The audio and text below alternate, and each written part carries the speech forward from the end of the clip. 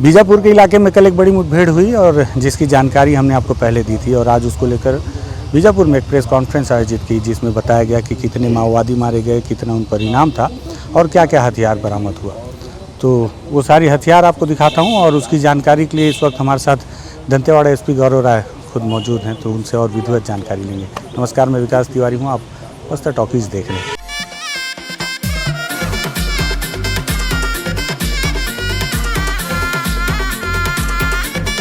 Sir, स्वागत है आपका बस्तर टॉकीज में। धन्यवाद। सर, ये बताएं पहले कि हथियार कौन कौन सा है सर, इसको थोड़ा सा डिटेलिंग में बताएं। अगर इसमें आप देखेंगे, क्योंकि मुठभेड़ जैसा 12 से लगभग 14 घंटे की मुठभेड़ हुई और अलग अलग समय पे अलग अलग भीषण मुठभेड़ हुई, जिसमें हमारे 3 जवान शहीद भी हुए, वीरगति को प्राप्त किया और 2 घायल हुए हैं।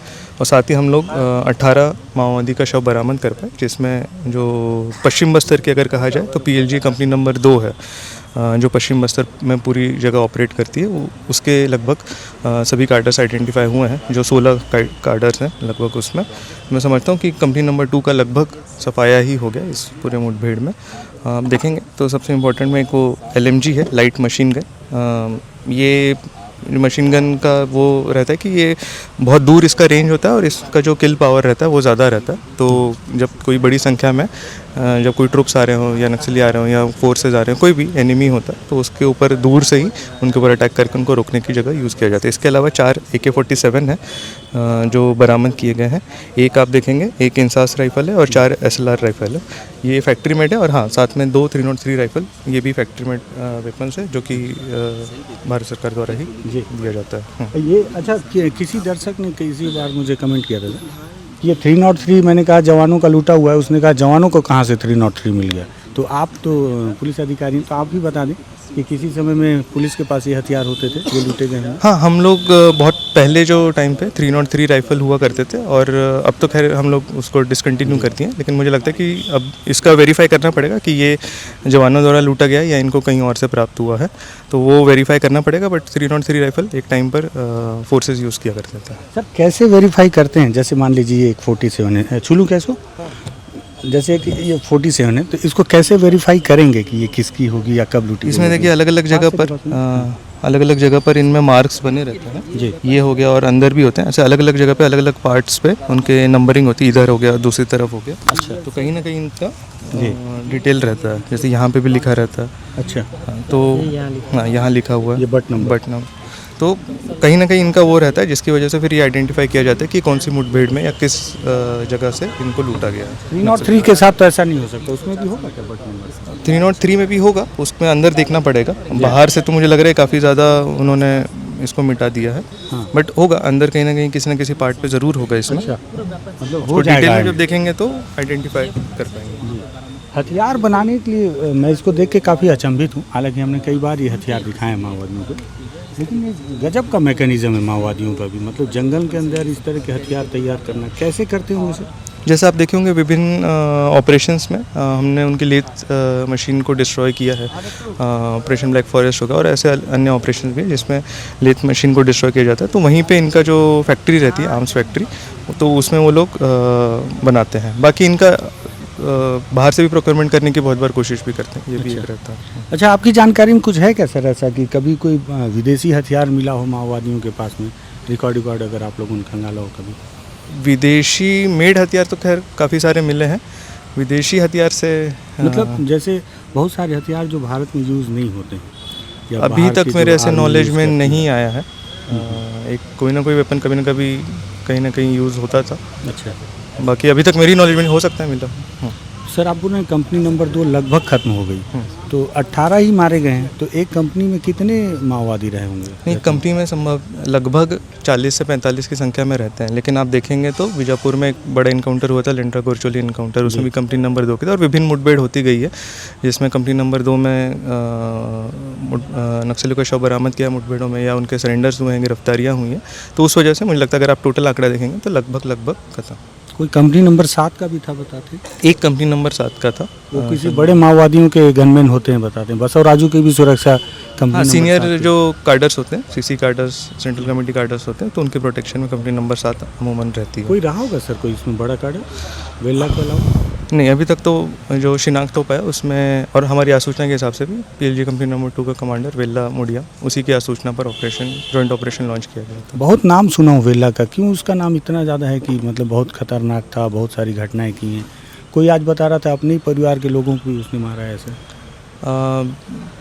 पीड़िया जो पश्चिम बस्तर इलाका हमेशा से एक तरीके से वो रहा है जहाँ से सबसे ज़्यादा नक्सलियों ने अपना रिक्रूटमेंट ड्राइव भी चलाया है, और कंपनी नंबर 2 यहाँ ऑपरेट करती है जिसका कमांडर ये है। और आप प्रेस नोट में अगर देखेंगे तो हमने उसका डिटेल भी दिया है कि ये काफ़ी समय से बड़ी बड़ी मुठभेड़ों में मतलब जिरम घाटी से लेकर अन्य काफ़ी मुठभेड़ों में शामिल रहा है, मिनपा, टेकलगुडम, अन्य काफ़ी मुठभेड़ों में ये शामिल रहा है। तो इस वजह से, और इसके अलावा सबसे जो है कि वो सिविलियन किलिंग्स में भी कंपनी नंबर 2 जो कि आप देखेंगे कि गंगल्लू क्षेत्र में जो या पश्चिम बस्तर में सबसे ज़्यादा हुआ है, तो उसमें भी इनका सक्रिय भूमिका रहती थी।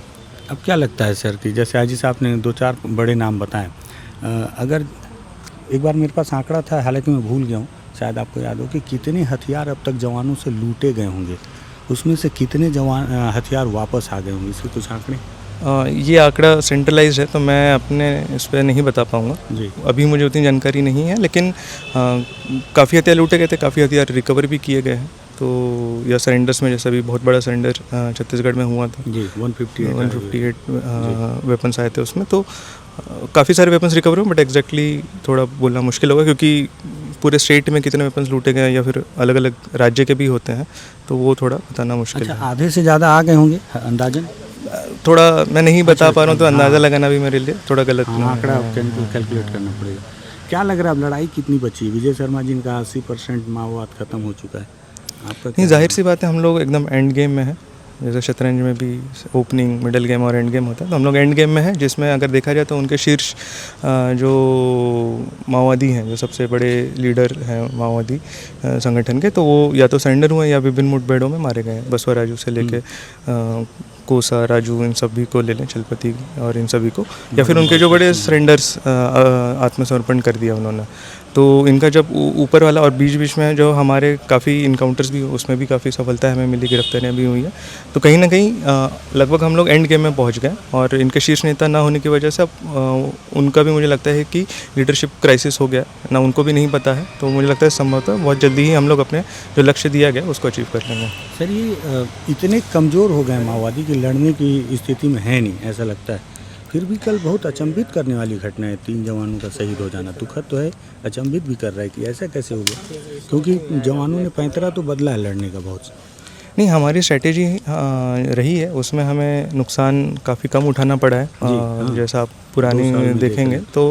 लेकिन जाहिर सी बात है, लड़ाई है, उसमें आमने सामने लड़ाई होती है, तो जाहिर सी बात है उसमें एक रिस्क तो होता ही है। जो हर जवान जो जंगल में जाता है, मैं हमेशा समझता हूँ अधिकारी से लेकर जो एक आखिरी जवान तक है जो ऑपरेशन करने जा रहा है, वो उतना रिस्क तो एक रहता है कि सामने भी जो नक्सली है वो चाहे भरमार पकड़ के रहे या चाहे LMG AK-47 वेपन रखे, वो हमको नुकसान पहुंचा सकता है। तो हमारी कोशिश ये रहती है कम से कम नुकसान हो, मिनिमम हो, और हम लोग कोशिश भी यही करते हैं। बाकी तो फिर अब युद्ध है तो उसमें जो हो। बहुत शुक्रिया सर। गौरव राज सर हैं दंतेवाड़ा के SP। बड़ी सफलता जवानों को मिली है, लेकिन 3 जवानों की शहादत ने इस सफलता को एक तरीके से देखा जाए तो फीका कर दिया है। हथियारों के बारे में बताया, उसको आपको एक बार और दिखाता हूँ हथियारों को। ये 7.6 mm SLR है, 4 हथियार ये बरामद किए गए। और इसमें देखिए ये जो मैगज़ीन है, फायरिंग हुई है तो मैगज़ीन में जो है होल हो गए हैं कारतूस की वजह से। और इसके बाद में ये 5.56 mm इंसास है, और इसमें भी गोली लगी हुई है, जिससे कि ये देखिए डैमेज हो गया है। बताते हैं कि अभी पुलिस अधिकारी बता रहे थे कि इसके अंदर भी एक राउंड अभी भी फंसा हुआ है, जिंदा कारतूस। 4 AK-47 है, और सबसे जो खतरनाक हथियार है वो है LMG, जो बड़ी से बड़ी टीम को भी एक LMG से रोक दिया जा सकता है, इतनी क्षमता इसके अंदर है। अभी SP गौरव राय भी बता रहे थे। 303, किसी दर्शक ने किसी समय कमेंट किया था कि क्या पुलिस के जवानों को ये मिलता ही नहीं, तो आपको बताऊं कि बहुत पहले पुलिस के जवानों के पास 303 जैसे राइफल ही हुआ करते थे। धीरे धीरे यहाँ की पुलिस को अपडेट किया गया है। और माओवादियों का मैकेनिज़्म देखिए कि उन्होंने जंगल में अपने जो कारखाने तैयार किए, उस कारखाने में उन्होंने किस तरह से ये देसी हथियार तैयार किया है।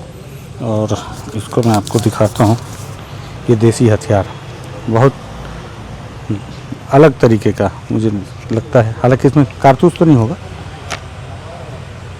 इस तरह से खुलेगा। अब देखो मेरे तो समझ ही नहीं आ रहा है, खुल ही नहीं रहा है मेरे से। भैया इधर आओ तो, कैसे खुलता है ये? एक ठो खोल के दिखा दो तो।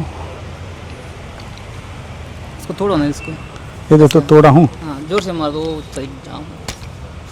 टूट गया, पता चला मेरे को भेज दे रहे हो। तोड़ना पड़ता है जाकर। फंस रहा है कहीं पे, अंदर से खीला फंस रहा है। इधर वाला तोड़ना पड़ता है। हाँ? खाली है। क्या हुआ? हाँ इसलिए। उसमें गोली नहीं है बे? अच्छा अब खुला। कहाँ फंसा था? वो तो बाहर आ गया था। हाँ बाहर आ गया था थोड़ा सा। ये देखिए किस तरह से इसे तैयार किया गया है, और इसमें जिस तरह से ग्रीस व्रीस लगाया गया है, बहुत तगड़ा इसको तैयार करते हैं और मेंटेन भी रखते हैं इसका। सुनील भाई होल दिखाओ थोड़ा सा।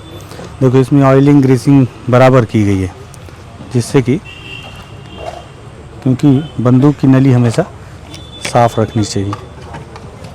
और ये सिंगल शॉट, और उसके बाद में इसको भी देखिए किस तरह से तैयार किया गया है। इसमें ग्रीसिंग की गई है, बाकायदा पूरी तैयारी की गई है। जिंदा कारतूस हैं और हैंड ग्रेनेड है उस तरफ में। ये बीजीएल सेल हैं, बीजीएल सेल जो कि जवानों के पास यूबीजीएल होते हैं, अंडर बैरल ग्रेनेड लॉन्चर। उसके तर्ज पे माओवादियों ने तैयार किया बैरल ग्रेनेड लॉन्चर, जिसे कि इससे शूट किया जाता है।